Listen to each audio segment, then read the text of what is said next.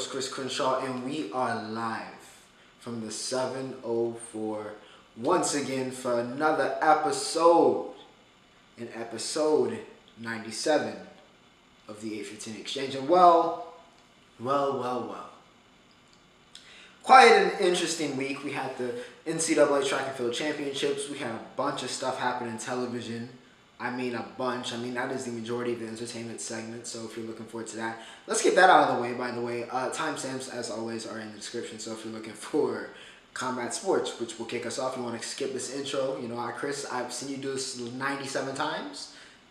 I don't need to see it again. I know what the deal's with timestamps. I know to like, share, and subscribe. Listen, you got it then. I don't need a preview. Skip right ahead to combat sports, NBA, NHL, whatever it is. Feel free to do that. Also, all of my social medias are in the description. And like I said, as you guys have been going crazy on the latest videos, remember to like, share, and subscribe if you are, in fact, enjoying the content. But with all that said, like I said, NCAA Championships, UFC 275.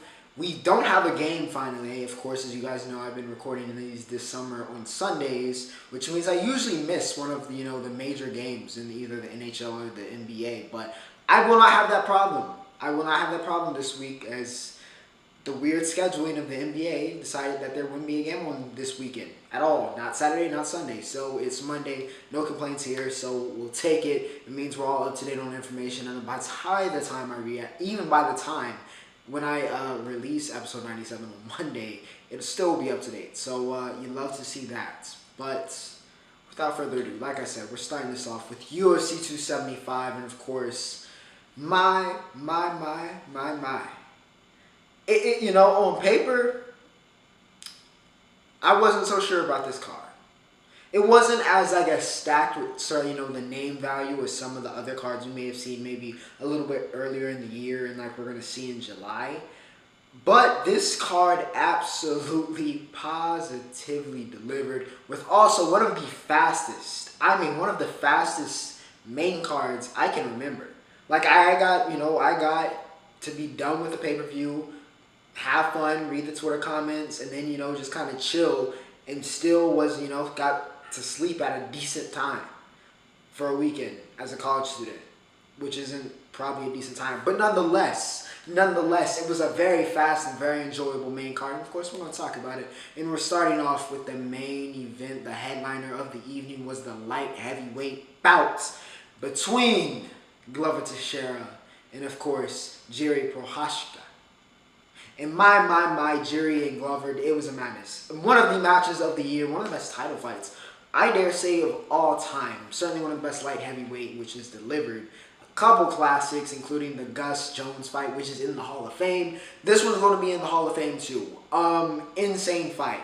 And this was one of those times, as we normally hear it said in boxing, but it applies in every combat sport, especially in MMA. Styles make fights. And this was an incredible display of contrasting styles, which kind of showed everything you can offer in MMA in one fight. It was beautiful. It was beautifully violent, which is the best way I can describe UFC 275, which is it was beautifully violent. And this main event was the perfect accumulation of just everything that happened in this card, and it was a beautifully violent main event. As you would expect with Jiri and Glover, Jiri the Samurai. Listen, Glover, let's talk about the finish, right? Glover had this thing in the bag, in my opinion. I think he was winning. I had Jiri winning this fight, which worked out, I guess. Even though I didn't do like a preview on TikTok or on here, but I had Jiri winning. But Glover was winning that fight to me. And even if it had went to decision, I think Glover would have retained his title. But Jiri had a win in the most Jiri way possible after outstriking Glover the whole time. Finally, and we had the rounds going this formula of Jiri lights him up on the feet, gets taken down, Glover dominates the last minute and steals the round. The fifth round was the opposite. Glover stings Jiri on the feet, right? Then somehow, Glover kept going for takedowns. He gets Jiri on the ground. Jiri reverses. He shows some great defense on the ground, by the way. Even though he made a lot of mistakes, and both guys did it. And of course, this one ended up costing Glover, right? But Showed some great, defense off of his back, getting out of positions, dealing with as good of a BJJ expert. I mean, this dude he's the best of the best in Glover Teixeira in terms of Brazilian Jiu-Jitsu. And Jiri just was like, yeah, nah, I don't believe in Jiu-Jitsu. Let me get up. And he did that so many times, reverse position here, and got out of position. And then didn't beat him with strikes. No, he had to rear naked choke him. No words. The most Jiri way to win, I was preached, he didn't believe, in Jiu-Jitsu all week.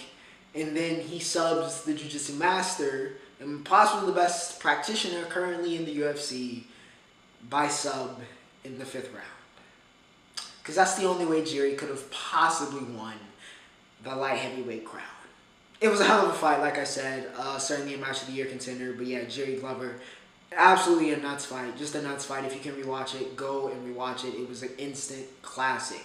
Taila Santos takes Valentina to her limit. And if that head clash hadn't happened and broken, as we found out today, Taila Santos' orbital, we might have been talking about another Juliana Pena and Amanda Nunes situation. I did not expect. Now, I had a feeling. I don't know what it was about this fight. Sometimes you just have gut feelings. I had a gut feeling about this fight. I don't know what it was. Normally, I'm like, okay, yeah, this is another sacrifice for Val to slaughter. But something about this fight, I was like, let me not send that out. Let me not tweet that out. Let me not send that to my friends. Because I don't know. I just have a feeling. And the feeling was correct. Because, I mean, even with the feeling, I was in disbelief. Taila Santos was up 2-0 on Valentina Shevchenko at one point. Going into that 3rd round, I was thinking, is Shev going to get subbed here? Because she kept taking him, is she going to get subbed? Because Santos had a clear advantage on the ground. And it just became Shev needing to keep it on the feet, especially once that broken orbital happened, unfortunately with the clash of heads. It's a situation for Santos, but what you're gonna do? Val, she's champ, found a way in those last 3 rounds, grinded out a win. It was not pretty. It was not her best win. It wasn't one of her greatest moments, but she found a way to win, and that's what you do when you're champion, and especially when you're champion, you've been as dominant as Valentina Shevchenko has been. However, I think Bullet and Talia need to run it back. Of course, when the orbital, is she's back healthy, and when that's fixed up, they absolutely need to run that back, because that was, I mean, who else is there for Valentina to fight? Let's be real. She's cleaned out that division and some. Finally, she gets a little bit of a challenge, and even though Talia ended up losing, a lot of it circumstantial perhaps, they should absolutely run that back whenever Talia is healthy, but for now, Shev remains queen. Weili retires JJ. Of course, they had another Hall of Fame fight. A whole lot of Hall of Fame fights and a lot of Hall of Famers on this card. Zhang Weili and Joanna Jędrzejczyk. I think I said that right. I hope I got JJ's name right. But yeah, Joanna Weili 2. Joanna Weili 1, of course, future Hall of Fame fight. I think, yeah. I'm trying to make sure it wasn't already inducted. That's how great the fight was. But yeah, one of the greatest women's mixed martial fights of all time. Of course, it's much remembered for Joanna looking like Megamind by the end of it. It was a legendary fight, of course, and Joanna, of course, the GOAT at this division. However, it was time to wrap it up. Of course, these two were like fighting soulmates, and it was a hell of a 2 rounds, but Weili was clearly the better woman. And yeah, I mean, that spinning back fist was disgusting. Joanna tried to throw a punch as she got hit, and she was out. It was vicious knockout for Zhang Weili. But yeah, Joanna got to retire at the end. And even though she doesn't leave on top, she leaves with a lot of respect. Losing to one of her greatest opponents certainly gave her her greatest fights, her greatest challenges. And she only lost to champions in her career, so nothing to be sad about. She's one of the greatest to ever do it. Future Hall of Famer, shout out to JJ. Legendary career, the Polish sensation, really put Polish mixed martial arts on in a lot of ways, even though we've seen other fighters from Poland, kind of have success like Jan. But Joanna definitely was a trailblazer, especially in the women's area in that. So big shout out, hats off to her on a legendary career. Weili, Carla, good luck to Carla. I know you're at your honeymoon, or you might be just getting off, but good luck. Good luck. Zhang Weili is a monster. She's a monster. Rest of the card. Jake Matthews looked like Israel's.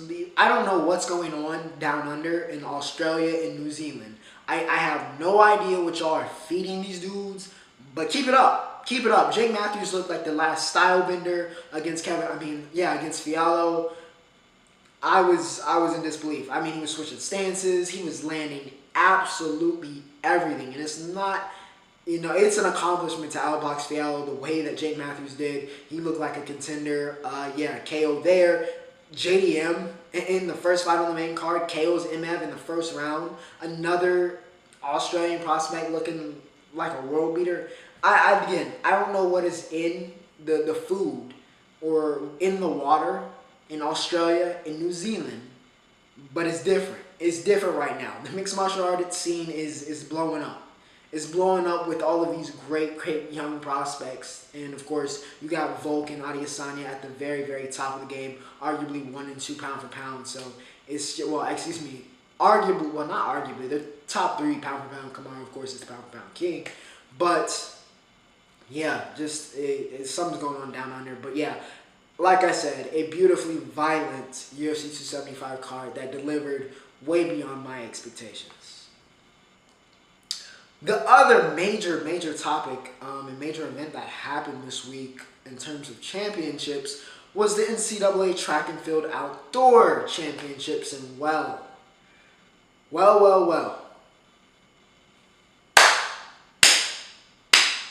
Last week we did that for Al Horford. This week we just do it for Florida. Florida gets the sweep. Break out the broomsticks. They sweep the men's and women's titles, and it was pretty decisive, to be honest, especially on the women's side. That women's team was disgusting. Which let's talk about, shall we? Jasmine Moore. I have no idea who's winning the women's Bowerman. Jasmine Moore in any other year would absolutely be the winner. However, she's got one of her teammates, and of course she's got Ivy Steiner, who we're going to talk about a little bit later. But Jasmine Moore with the clean 8 gets a sweep for herself, wins all 8 horizontal jump titles, that's triple and long, in indoor and outdoor, SECs and NCAAs, just 8 for 8, dominant, jump queen. Anna Hall was everywhere. She was absolutely everywhere for Florida, and of course it's a lot of it to do with her being in that pentathlon. But then for whatever reason this season, she was just like, you know what, I'm a 400-meter hurdler. Why not?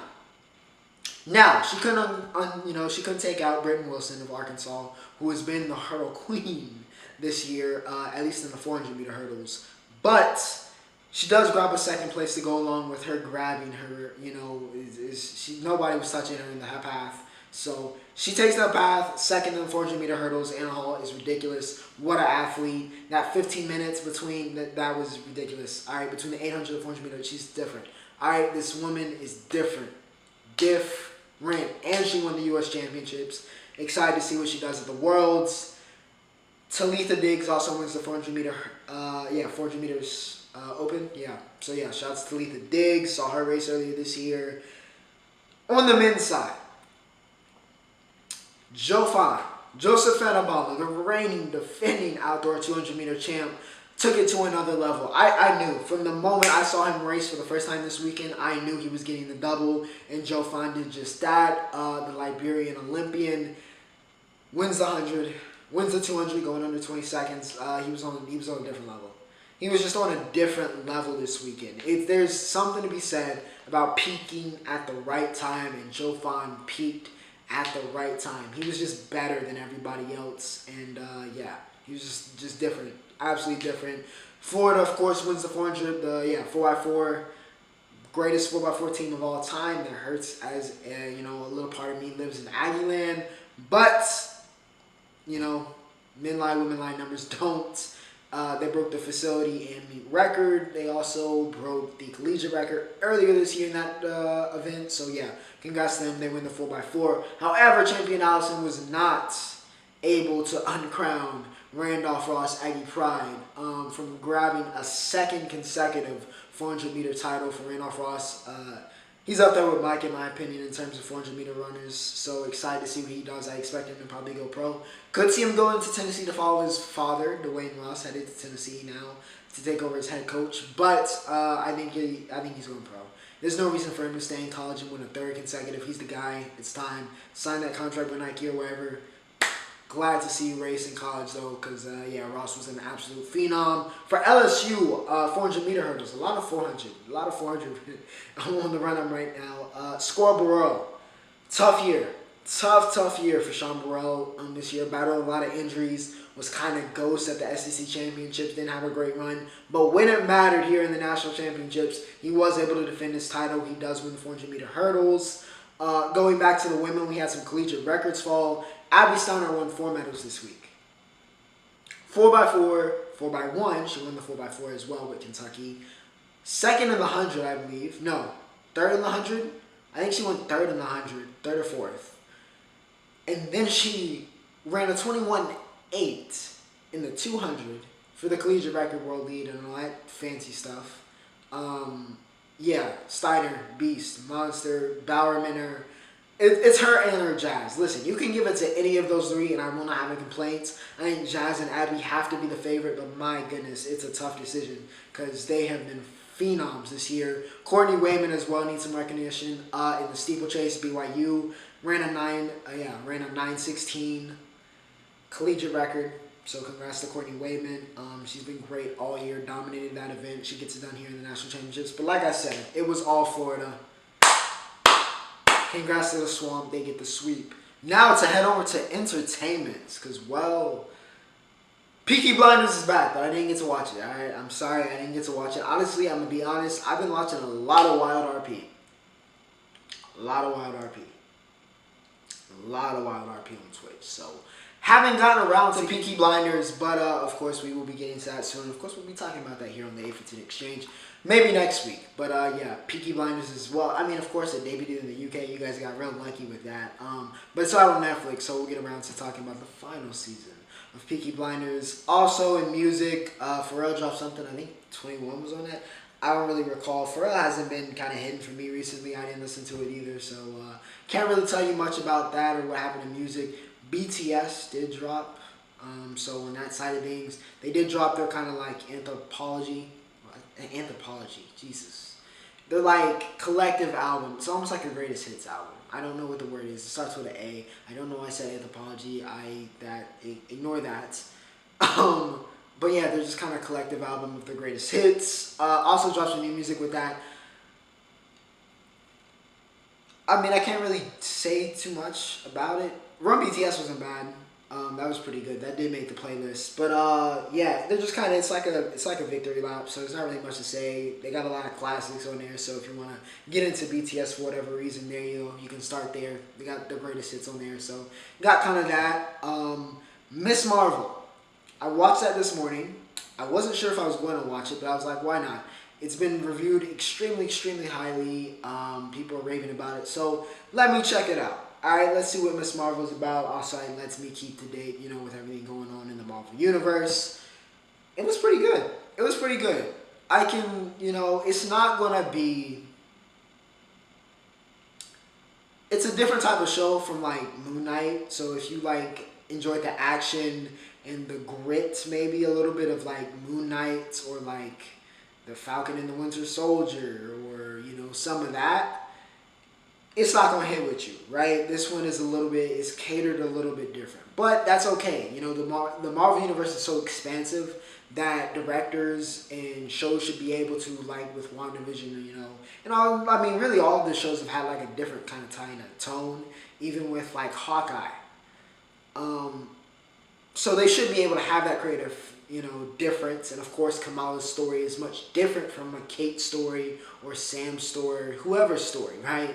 So it should have that own flavor, and I felt like it had that. It was very interestingly shot. I think that was one of the great things about it. But yeah, I'm interested. I started watching it, so I'll probably finish it. But I will say, with the disclaimer, it's not going to be some super heavy action political drama. That's not what Miss Marvel is. All right. However, you want that kind of teenage, feel good, her learning about herself, her learning about who she wants to be as a hero, and just her kind of coming to age with her powers, or at least getting started with that before we get to the Marvels. This is a show for you. Alright, solid show. Iman's doing a great job as Kamala, so yeah, I'll be tuned in. On the flip side of that coin, I mean a completely different tone shift in shows. You got The Boys, okay, which I also watched this week, and my lord. Oh my lord. Listen, y'all gotta relax with the death flags, man. Y'all have to relax, because I'm going to feel some type of way. Spoiler alert. Spoiler alert, I'm telling you this right now. Skip ahead, because I'm spoiling. Skip ahead. 5, 4, 3, 2, 1. If Kamiko or Frenchie dies in this season, I'm going to be so pressed. I'm going to be so pressed. Please, just let them be happy. Please let Kamiko and Frenchie be happy. Please. Frenchie has so many death flags. Now, I don't doubt Kamiko survives, right? Even though she might have lost her powers with that beam from Soulja Boy. But, oh my goodness, if Frenchie, that's going to be a big blow. But like I said, Soulja Boy's been released. He is the weapon. We'll see what happens when him and Homelander square off, because, of course, that feels pretty imminent and just kind of what goes on there. This show is not exactly like the comics, which is, in some ways, a good thing.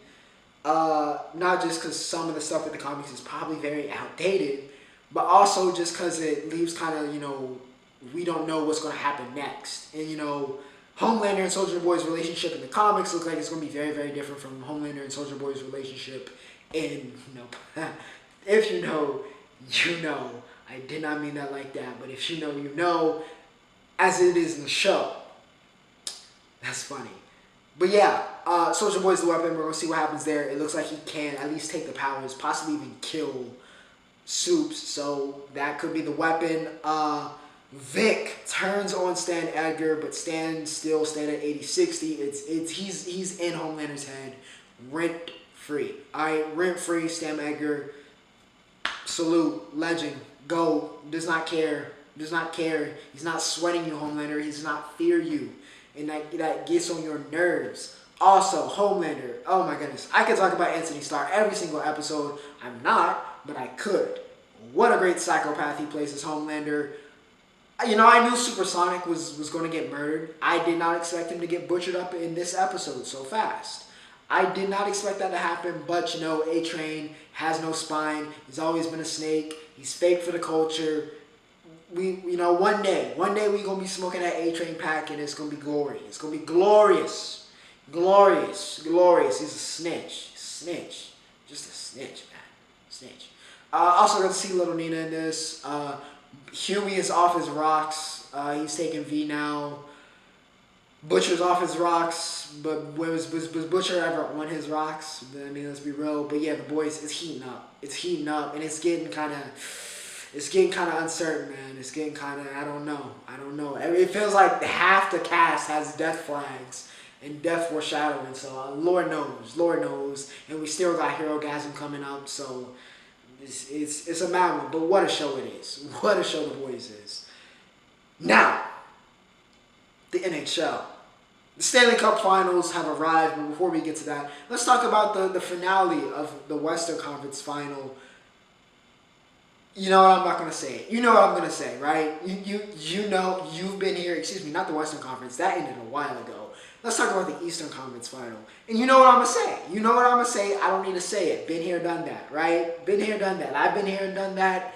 The team that won has been there. I don't have to say it. You know what's up. All right. Tampa won 2-1 over the Rangers. Salute to the Rangers, though. Got some youth. Got some vets. All the respect. Igor is a beast. And if y'all can keep y'all core, maybe y'all get back. However, it is currently the Tampa Bay Lightning's era. And as they say, as the great Ric Flair said, to be the man, you got to beat the man. And for the team of destiny, as I've called them, the Colorado Avalanche, they're going to have to beat the man. If If they want to be the man, they want to be the champ, they're going to have to beat the champs. And that's the back-to-back champs now looking for a three-peat and to cement themselves alongside some of the greatest modern dynasties in all of sports. Yes, it's an interesting narrative between the Avalanche and the Lightning. As I've deemed on this podcast for the past couple episodes, I see the Colorado Avalanche almost as this team of destiny, a team that's been built up. I mean, this has been a moment that's Avalanche front office, the players, the staff, the fans have been awaiting since the time they drafted Nathan MacKinnon first overall all those years ago. This is the moment. This is the series. Finally, it has arrived. They made it to the finals. They have broken through. Now, can they break through into fulfilling their destiny? And that is as a championship team. With all of the talent on that team. The McKinnons, the McCarrs, the Lekkonens, the Landeskog's. With all of that talent, can they finally deliver on the promise of that team? That is the narrative, right? And it looked like, I said this year was the year, and so far it has been. Can they fulfill their destiny? However, in the way of the team of destiny is the team of death. 14 straight series wins for the Lightning of Tampa Bay.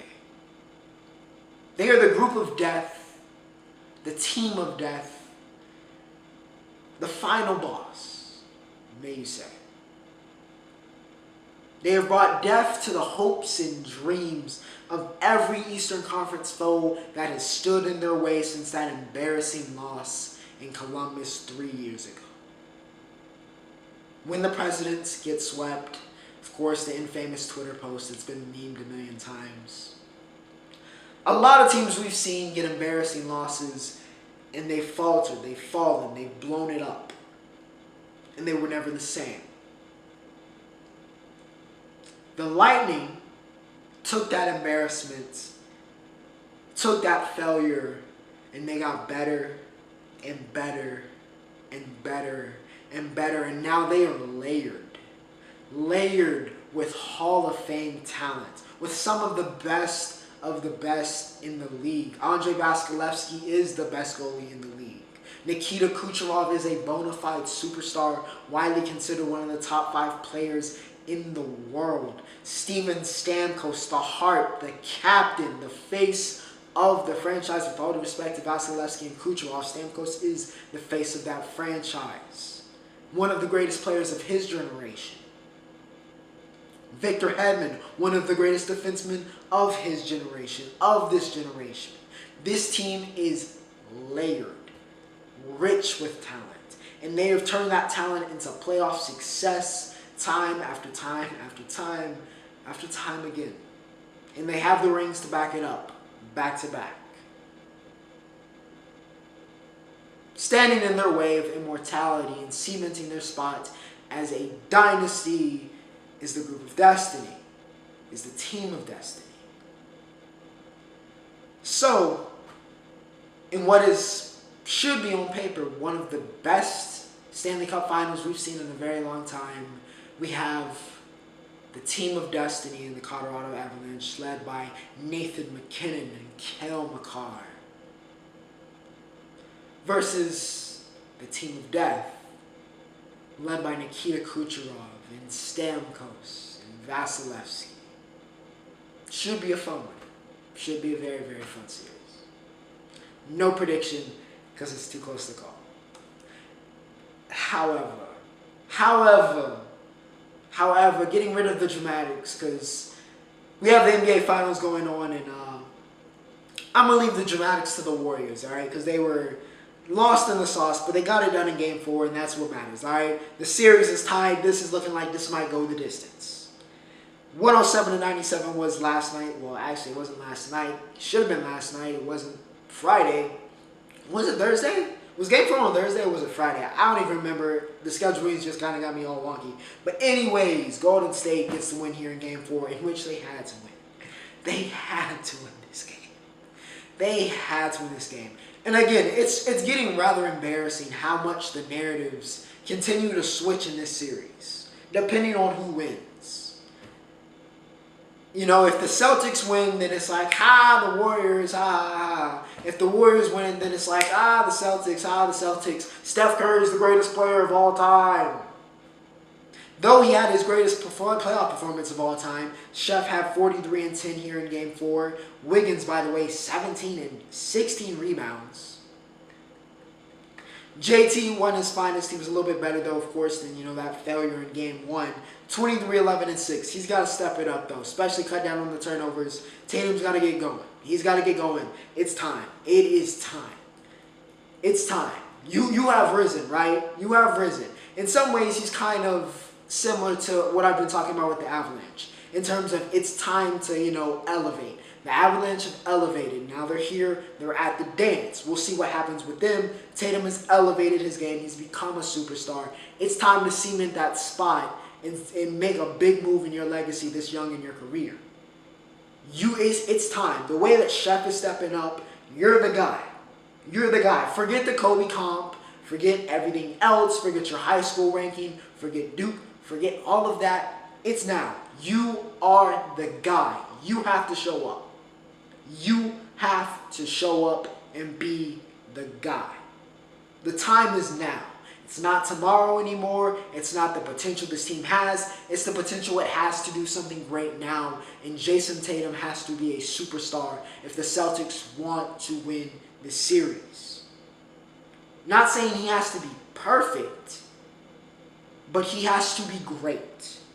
And that is all you can ask of him. And that is a big ask for a lot of people. But for him and the talent he possesses and the things we've seen him do and what we believe him to be and what he has at times shown himself to be, it's what should be asked of him. High expectations for young Tatum. JB as well also has to show up and be a star. Chef Curry is going to do Chef Curry things, right? Draymond is going to, Draymond's a non-factor. You better worry about Klay Thompson. You better not let Jordan Poole get nuclear. You also gotta do something with Andrew Wiggins as well, because you can't have this alternating of, all right, we're going to let Wiggins go off or we're going to let Klay go off and we're just going to hope for the best. That's not a winning formula, especially not for a team as good defensively as the Boston Celtics. So, a lot of interesting narratives. The Warriors get back momentum here, but momentum can shift so fast in a series this close. Every game. I said Game 3 last week. I said this is the biggest game of the series. I would have said Game 4 was the biggest game of the series, and now I'm going to say Game 5 is the biggest game of this series because Warriors win. They have all the momentum in the world looking to close the show. If the Celtics win, then oh boy, once again, the Warriors are on the ropes, and we're going to see if the Celtics can put them away. Can they finish the job? However, Monday is going to be a must-watch game, and it is a must-win game. From here on out, there is no leeway. It's not win or go home for Game 5, but it might as well be. You have to win that game. It's not the end of the world, of course, if you win because you have 2 more chances, but you need to win that game. For momentum's sake, both teams need it. They need it. Need it like we need oxygen in our lungs. They need to win that game because momentum is so precious in the playoffs. And these teams are just teetering back and forth. It's like a seesaw. So, huge game. Huge game on Monday. Warriors got the momentum, but you never know. You never, ever know. The series is very close. It's looking like it's going to go the distance. Could have a classic on our hands, like I said before this series. It's been very enjoyable as a neutral. However, y'all are lost in the sauce. I get Chef is a great player, but once again, if I see one more comment, and I know some of you are trolls, and I'm not talking about y'all. I'm talking about the people that genuinely believe that Chef Curry, and I'm talking about you, Dwayne Wade, as much as I love you, Flash. Hell no. Hell no. No. No. Not yet. Maybe one day. I won't rule that out. But no. No. Y'all are lost in the sauce. I'm not going to list that out. Y'all can go back to episode 95 or 96 when I had to first talk about this. I think it was 95. You can put a Hall of Fame career. I'm not even going to talk about Jordan or Kareem or anybody else, since we're using LeBron as the standard because the media can't stop talking about him, even though he has no true relevance in this series. But since we keep bringing it up, I will bring this up one more time. You can fit a Hall of Fame career in between the accomplishments, between if you give Steph the next 2 championships and both finals MVPs, you can still fit a no doubt all-time great Hall of Fame career in between LeBron James and Steph Curry's accomplishments. They should not be talked about in the same conversation in terms of all-time greatness. Now, you're saying this era? Sure. Absolutely. But in terms of like on the all-time status, it's not even close. It's a blowout. And it's not even me riding Bron or eating when I say he's had twice the career that Curry's had. That's statistically speaking. Men lie, women lie, numbers don't. And those numbers don't lie. Curry is arguably the greatest point guard of all time if he wins this championship. Best player ever? Relax. Relax. Enjoy the series. All right, ladies and gentlemen, and with that said, we have reached the Roundup. And yes, F1 returned this week. So, yes, we were in, I do not want to say this wrong, but I'm probably going to butcher this. The Azerbaijan Grand Prix. Charles. Ferrari is in shambles. Charles. It started off so well. This season started off so well for Charles Leclerc, and it has just fallen apart. It has fallen apart for Charles as Max collects yet another win and expands on his lead. But Charles spins out here, and it's not been a good time for Ferrari. Is in a horrific slump. I mean, it's just, whew. Pray for him. You know who isn't in a slump, though, as NASCAR headed off to Sonoma this Sunday? Trackhouse Racing is definitely not in a slump. Now, besides Ross Chastain, even though he did ask for forgiveness, which was nice. I mentioned that last week.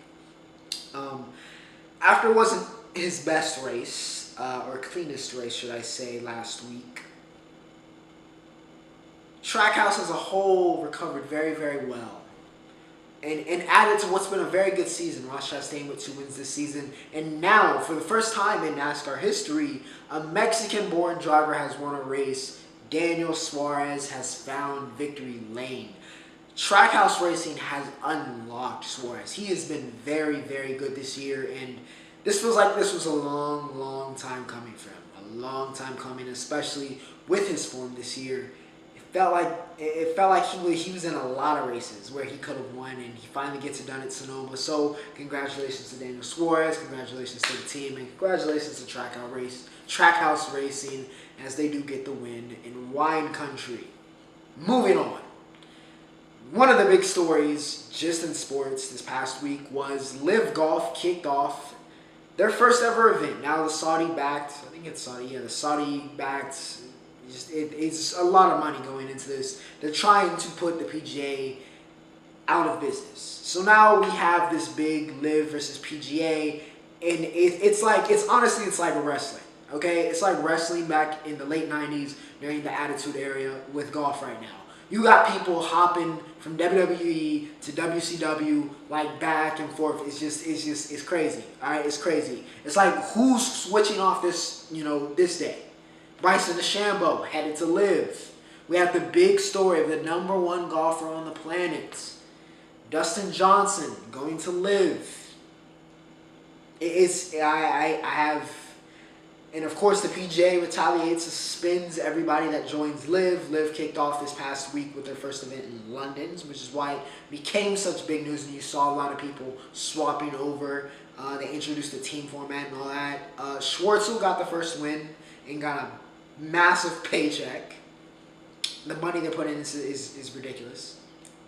Schwartzel gets paid. He wins in London. We'll see what happens, going on. But This is going to be a recurring story. I don't think this is the last time we're going to be talking about this, between this kind of civil war going on in golf, and this just between the PGA Tour and now LIV Golf, and just kind of seeing what happens here, and which one prevails. This is really, honestly, potentially the future of golf. Kind of is at the stake.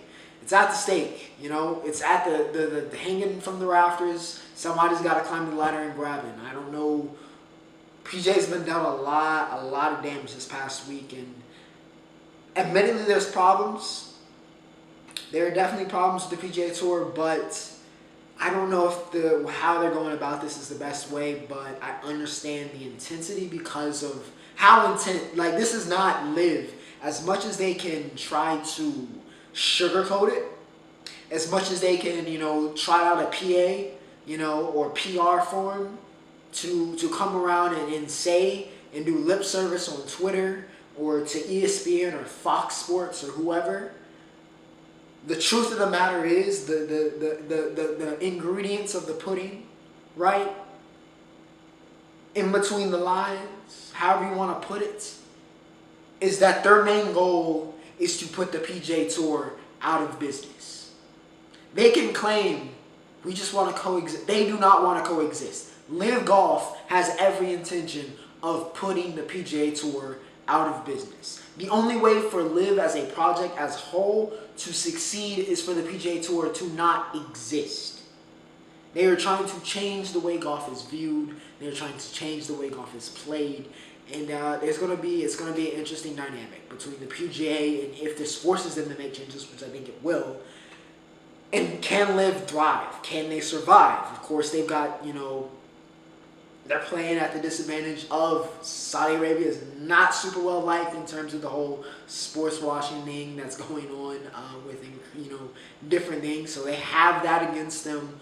But will the talent and presentation, will that be able to prevail? It's an interesting story. It's a very dynamic story. We'll see what happens. But the opening battle was this week, and we really don't even know if there was a true winner. If I had to give one, I'd probably say LIV won this first round. But it's going to be a long fight.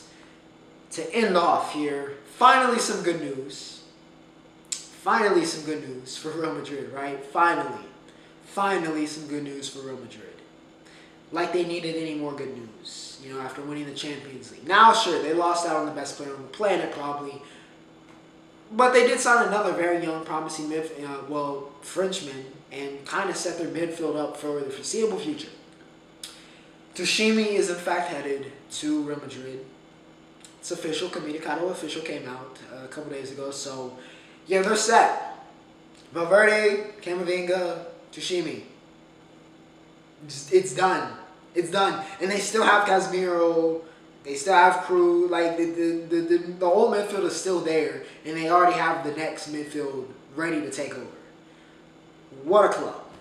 What a club. That's all I can say. Is what a club. Tchouaméni goes to Real Madrid. We'll see if he can hit his very, very high expectations and his very, very high potential with the Golden Club of Europe.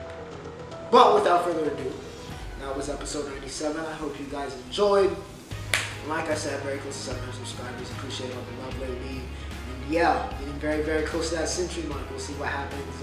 Gotta shuffle something special for you guys. But for now, it was a great week in sports and entertainment. Hopefully it's another great one for episode 98. But without further ado, Ocho signing off.